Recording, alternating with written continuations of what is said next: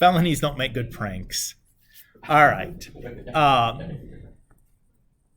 Finally got this going, Mackenzie. So in part A, we do the integral of v of t to get our position function. Oh, never mind. So that's, okay. I read the wrong question. Okay. So here's what we're looking for in part B. I was thinking this was a different question. I'm interested in doing the integral from 0 to 3 of the absolute value, v of t dt. So I'm interested in, where that velocity function is less than 0, where it's going to be negative. So I'm just going to go ahead and add the 5 over and then divide by 3. So that I know that my velocity function is going to be negative when t is less than 5/3.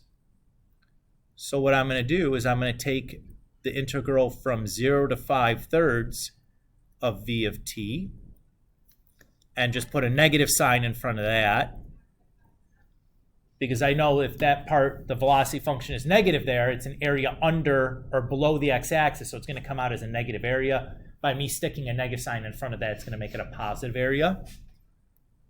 And then we'll just do the integral from 5 to 3 of v of t dt. And that's it. So now it's just like do my antiderivatives and plug my stuff in, and I'm good to go. So let's see, what's that antiderivative going to be? 3t squared over 2 minus 5t. And then same antiderivative, evaluated 5/3 and 3. And at that point, I'm going to let you guys handle the plug-in in. Does that feel good? Yeah, so that was the trick. We don't have a way to do the integral of an absolute value. So what you have to do is figure out where the function is negative, break the integral up into chunks, and just stick a negative sign in front of every chunk where you're integrating something with it that's below the x-axis.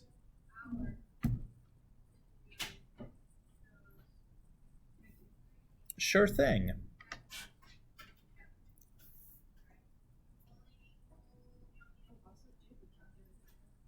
Sure.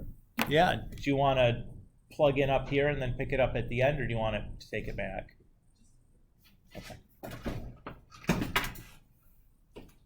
Yeah. Blake, did you have your hand up? You had something too? I don't remember what question. Oh, 21, 5.5. 5.5. Ooh, look at you staying up to speed on stuff. I thought we finished the notes, so maybe we got too far. I think I got too far. No, you should. We didn't do any of the. Sure. I don't think we did any of the definite integral stuff, but this indefinite stuff you could still plausibly do.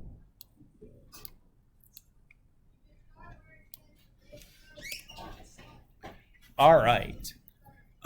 So again, we're just asked to evaluate the indefinite integral. So the first step is, well, clearly I see a function inside of another function, right? In fact, I see 3 functions nested together. I see like the x inside of the natural log, inside of the squared.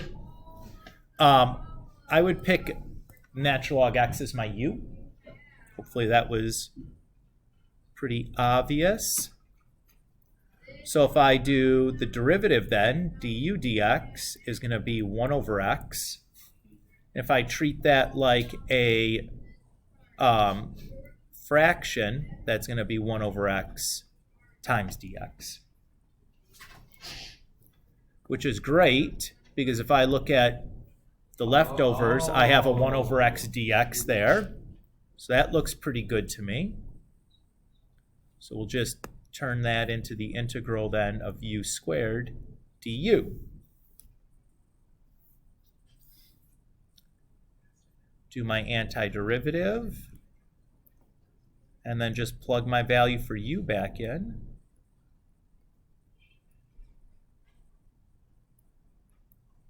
I'm done.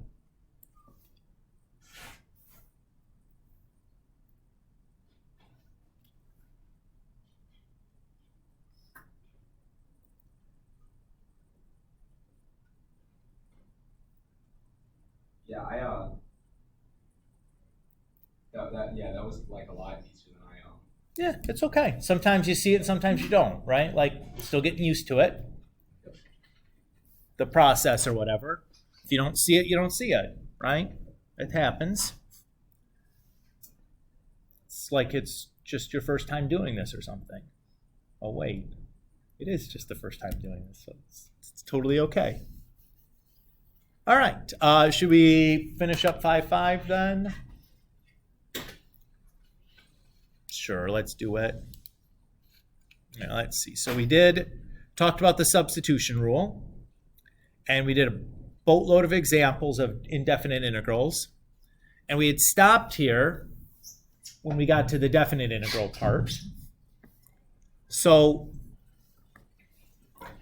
what this is saying is if I have the definite integral of something that was a chain rule that looks like in the form of the chain rule, I can do my u substitution, but I have to find a new upper and lower bound based on the substitution that I made.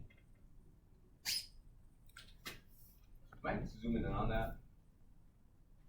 That's a g of b and g of a as the bounds. Maybe I'll unhighlight that.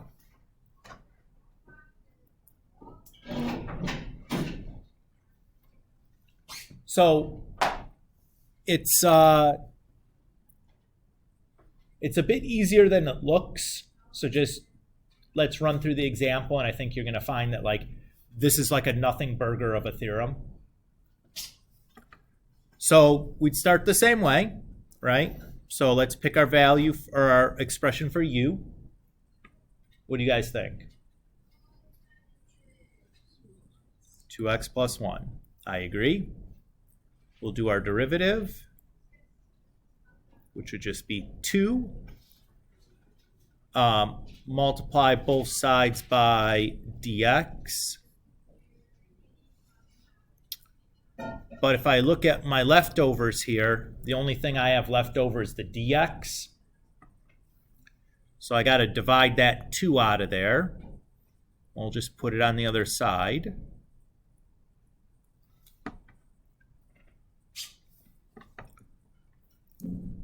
So if I substitute this in, I'd have like the square root of u du, and I'll just stick the 1/2 out front, right?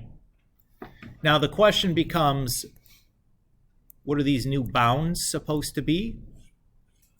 All I'm going to do is I'm going to do u of 0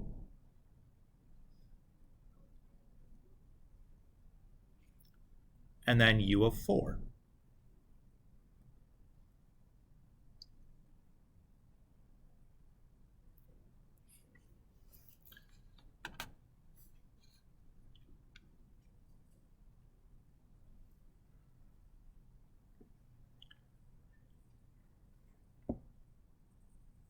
Everybody feel okay there? So this would be the integral 1 to 9 then. Everybody's okay? And here's the beautiful part, is now that I've done that, I don't have to substitute the value for x back in. I can evaluate the definite integral with 1 and 9 with just the u's.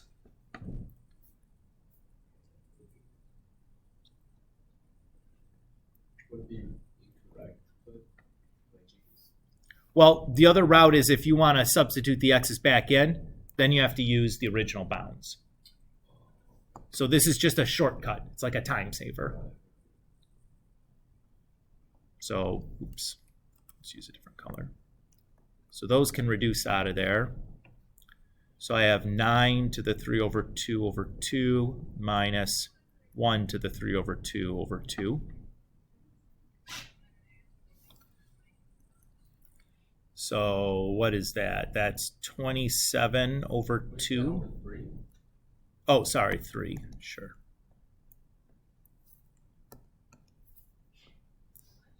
(27/3 minus 1/3, so 26/3.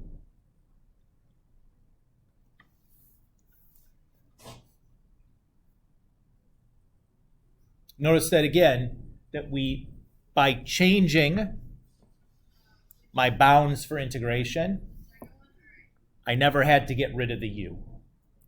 I could just do the antiderivative with the u, didn't have to plug anything back in, just evaluate where I'm at with my new bounds, and I'm good.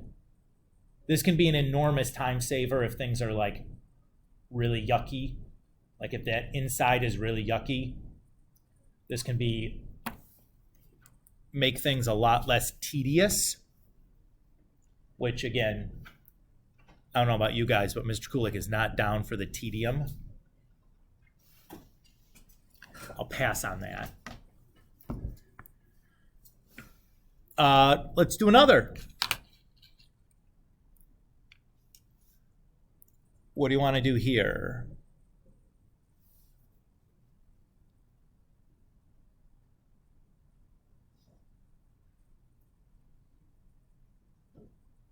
What should we make our u? Great, 3 minus 5x, I agree.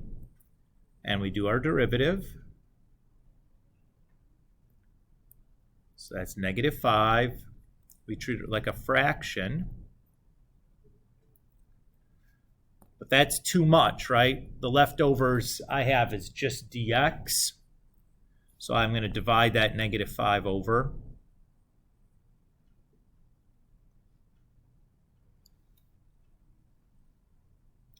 So far, so good. I'm going to change my bounds. So I'm just going to do u of 1 and then u of 2. So u of 1 is going to be 3 minus 5, or -2. And u of 2 is going to be 3 minus 10, or -4.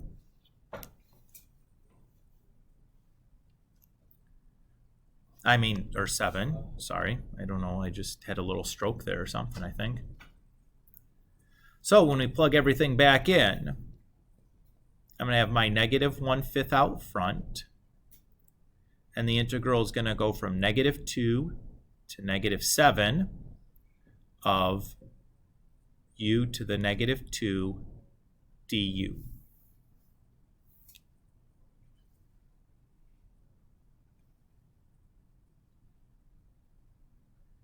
Notice anything weird about that? Of how we've written that? Yeah, the bigger bound is on bottom and the smaller bound is on top. We usually don't do that. What can I do to fix that?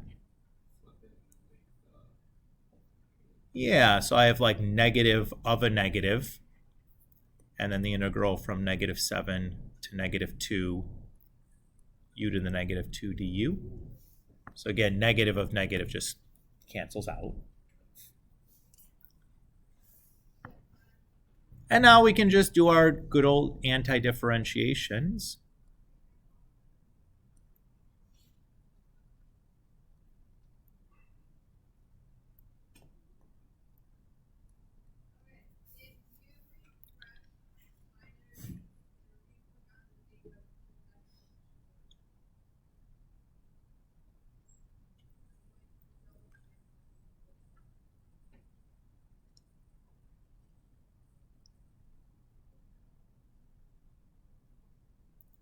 I have 1/5, and I'll have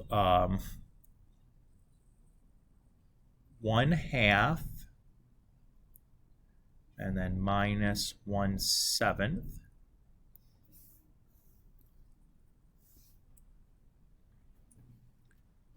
Ugh. What's that? 7/14 minus 2/14 gives me 5/14. So that's just going to times 1/5 is going to be 1/14, I think.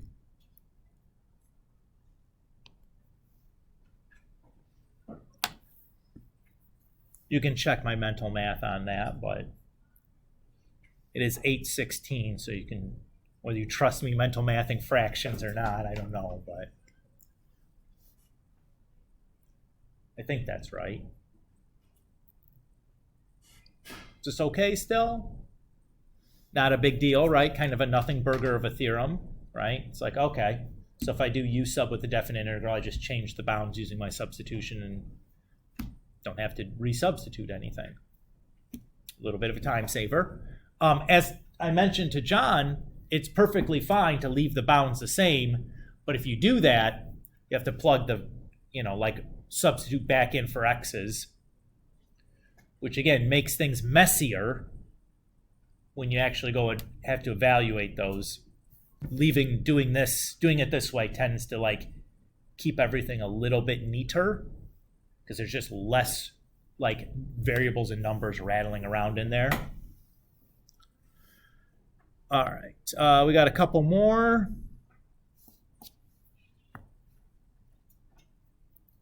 How about this one?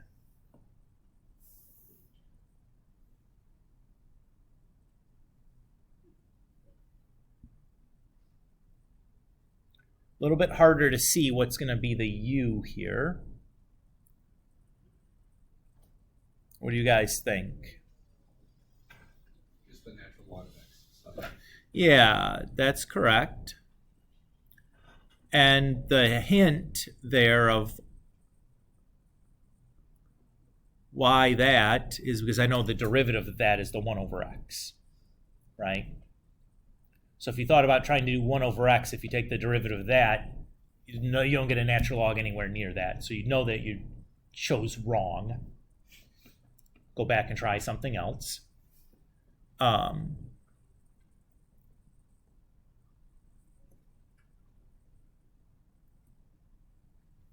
So that all looks good. That all worked out. So then we just have to do u of 1. What's the natural log of 1? That's a 0. And then u of e, what's the natural log of e? 1. So this is the integral of 0 to 1 u du. Well, that's a heck of a lot easier looking than what it was originally, right? So u squared over 2 evaluated from 0 to 1. Shoot, I don't even need to write that out. That's just going to be 1/2, right?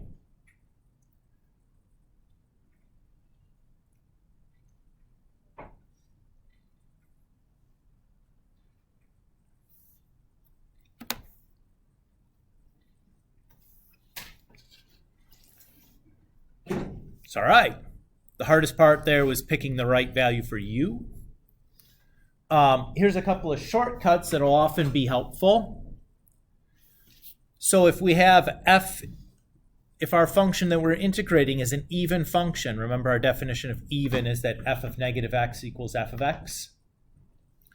And you're integrating from negative a to a, you can just turn that into the integral from 2 times 0 to a. Again, not a big benefit, but this, in practical terms, is a lot easier to evaluate because of the plugging the 0 in, right? Basically, you don't have to do half of your evaluation, which is nice, right? The other one, the better one even, is that if f is odd, remember our definition of odd is that f of negative x equals negative f of x. And you evaluate from negative a to a, the integral is just going to be 0. Let's just kind of confirm this graphically.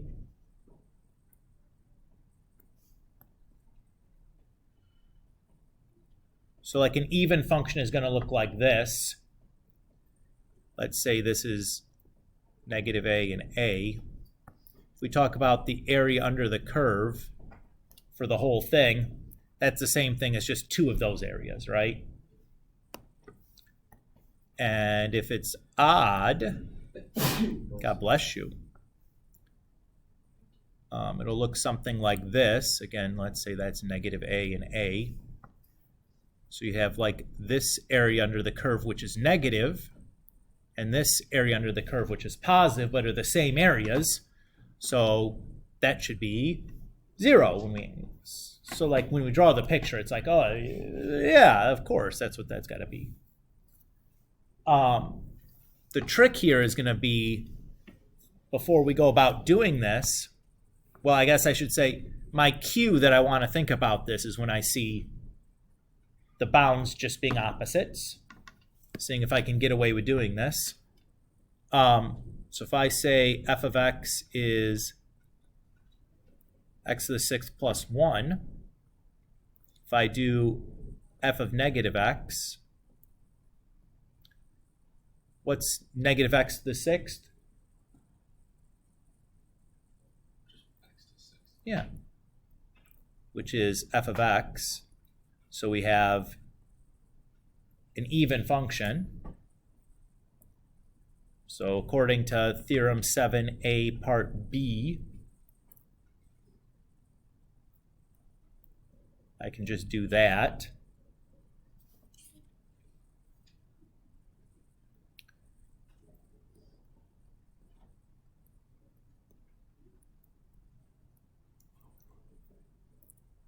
Which again is nicer than having to plug the negative x in and or negative 2 in and battle through all that mumbo jumbo.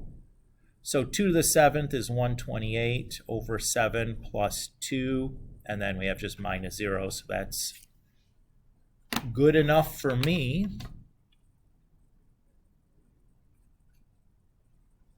Oops. Forgot times 2 there.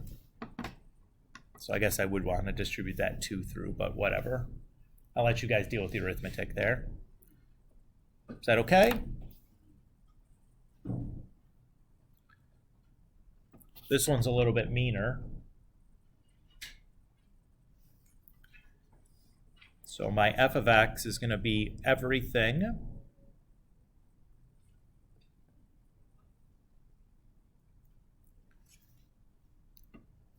can anybody tell just by looking at this if this is odd or even? I can. I'll show you how to tell here in a minute. It's not even. It is 50-50. Tan of negative x, I remember from trigonometry, is negative tan x. So if I look at this, f of x is now negative. Wait, what was that? How do we know that is tan, or how do we know that tan x is negative, or tan of negative x is negative tan x? That's one of our identities from trigonometry. Okay. Is that like the odd even identities? Mm-hmm. That's exactly what it was. It's coming back. Yep. I know, right? How rude to include something like that. Yeah, I would have gotten to that step. I don't know. So this is odd. So just done at 0. Yes, Mr. Kulik, because I would have no idea how to set up an integral for that thing, right? Looks pretty impossible to me. I wouldn't know what to do with it. I'll tell you that much. I'd look at it and been like, ew. But because the bounds are opposites and it's an odd,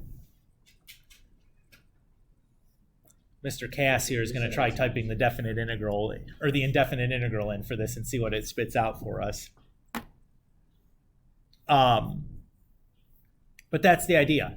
So here's the question, right? I had hinted at, I could tell by looking at this whether this was going to be odd or even. Let's talk about how we can tell things are odd or even, right? Because that really is what it boils down to. So I'm just going to kind of go over here.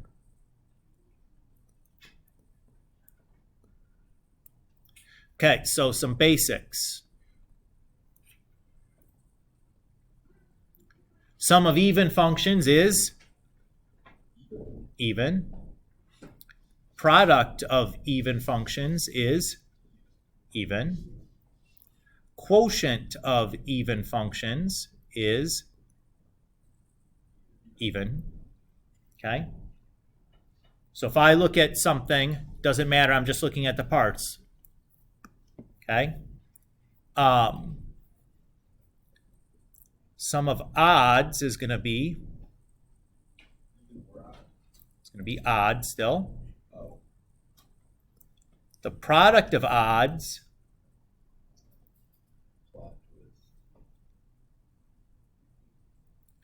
well, it's going to be even if there's an odd number of factors. And it's going to be odd if there's an,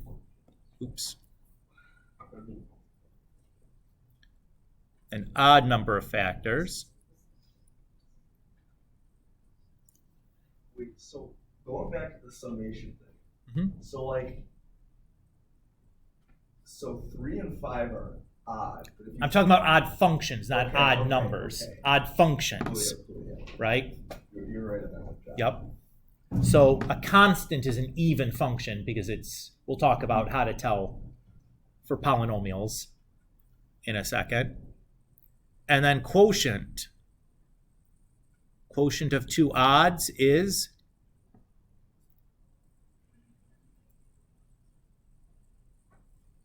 even. How about an odd and an even? That's odd. Back to the product there. Mm-hmm. So it's either you just count the number of factors. Yeah, so for example, if f of x is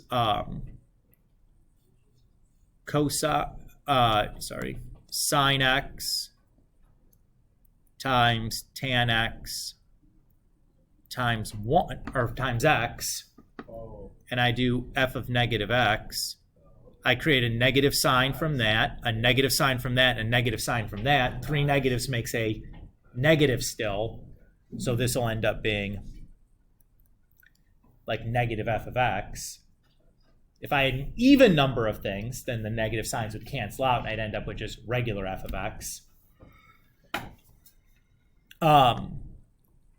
All right, so that's some basics for odd evenness. And then common functions.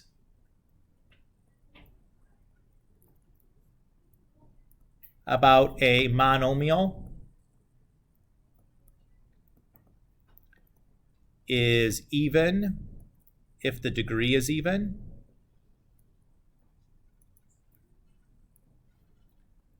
I.e., a constant, x squared, x the fourth, x the sixth, all even monomials.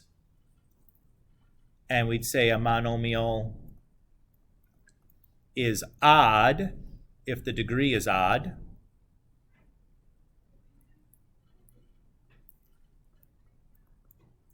So like x, x cubed, x the fifth, x the seventh, etc.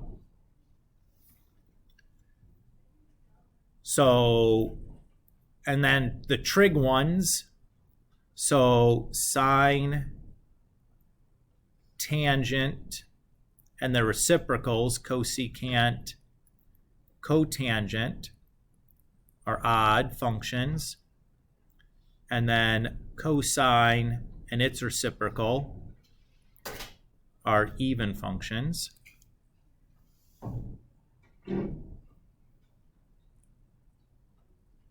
And I think that'll basically do it. Worth pointing out, what's an odd function plus an even function going to be?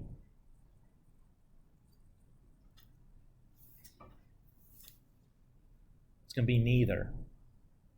It's going to be neither.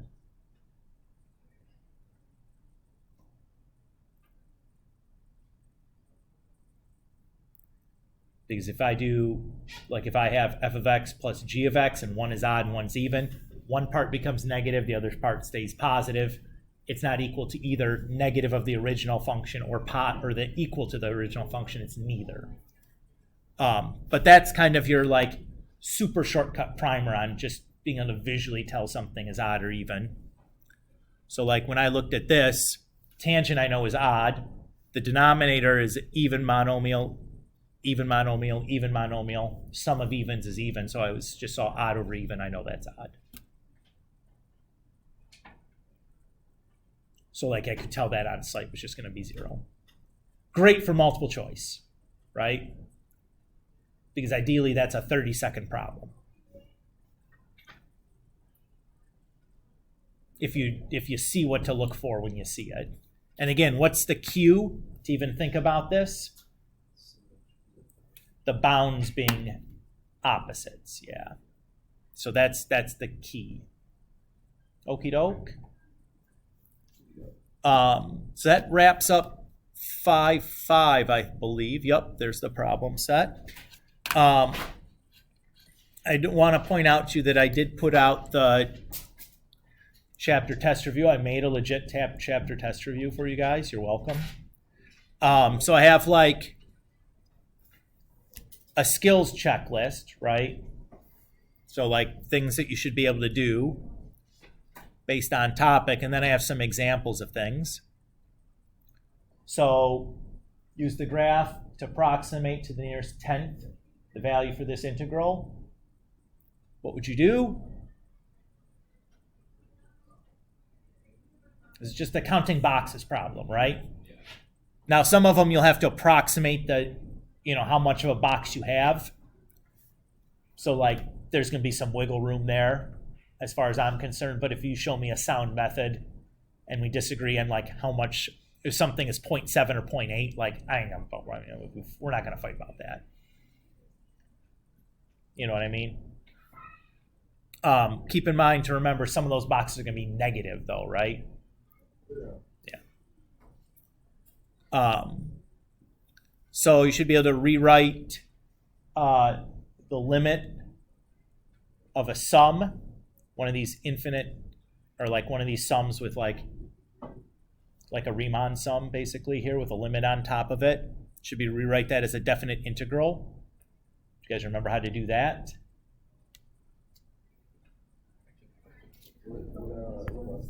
This is the key right here, is that delta x is 9 over that, so b minus a is going to equal 9. And then here, this is going to be a plus delta xi, so I know a is 7, and if b has to be then, or b minus a has to equal 9, b is 16. So I have the integral from 7 to 16, and this is my function, cube root of x dx. And I'm done.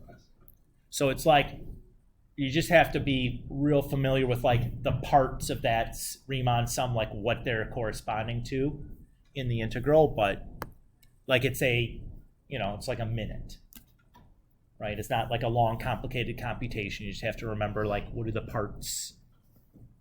those parts telling me? I shouldn't be doing the review for you guys. You should be doing this, but whatever. Then the same question just going in the reverse. So just write this as a limit of a Riemann sum. You don't have to evaluate. Should just be able to go back and forth between the two forms. I don't need you to evaluate the sum or to do that limit. This looks very much like one of the quiz questions, right, where I'm just asking you to approximate something from a table with a Riemann sum.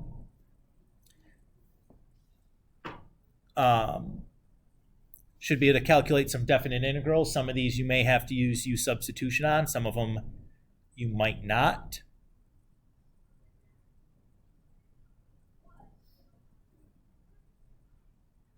Some of them you might be using some of the properties, so they're all kind of mixed up in there.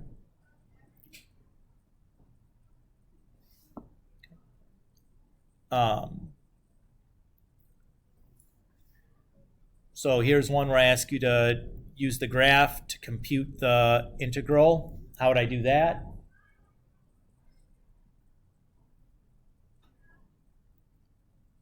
Geometry it up, right? I'm just going to break that up into like rectangles and triangles and stuff and just like add up the areas.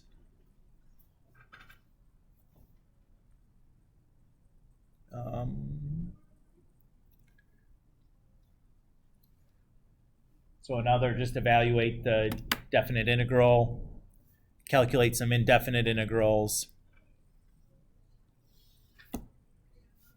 That's basically the test format.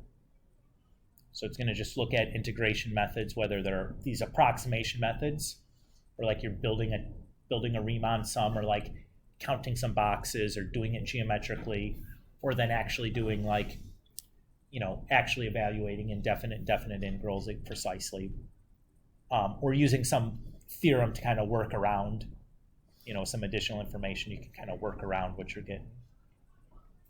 But that's the gist of it. Does that feel okay, guys? Yeah.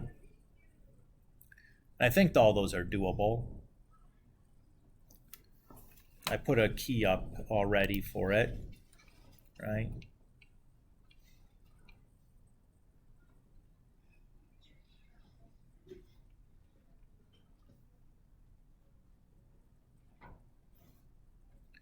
That's not right though, huh?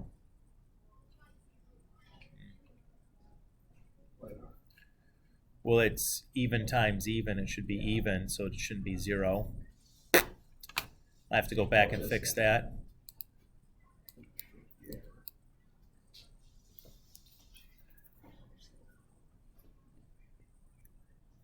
I'll come back and fix that later. I have a free period next period to figure that out.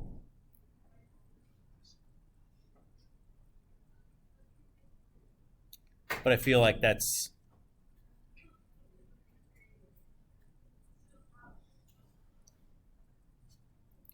yeah, what should I have done there?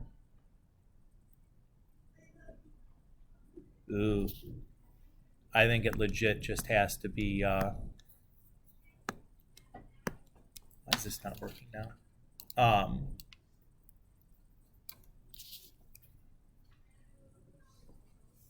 I think that has to go away.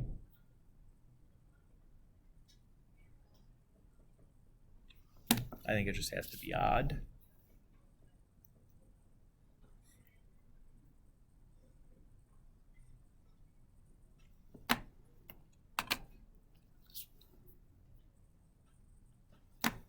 Yeah, that's the fix. Let's go do that real quick. There. Oops-a-daisy.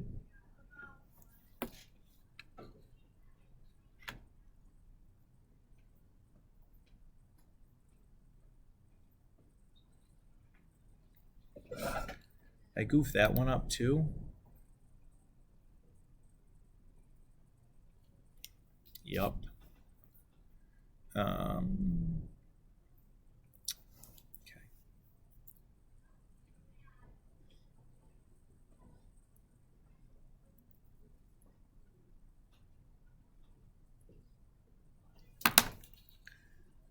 Yuckarooskies. At least it's like I just had the things flipped or whatever in my head when I was doing this. Okay. Do that. Now everything is fine. Yeah, I'm glad we went through it. So next class, we're just gonna work on the review. We'll probably talk about the homework quiz results, like what you guys thought. We can talk about questions from the homework quiz if you want to do that also. I'll take questions from you guys. We'll do some stuff. And then the following class will be the Chapter 5 test. Be similar in format to the review, probably a few less questions, but pretty similar. I felt pretty good about this one. This one felt like you should definitely do in one class and not have a tremendously hard time doing that. But you guys might surprise me still. Who knows?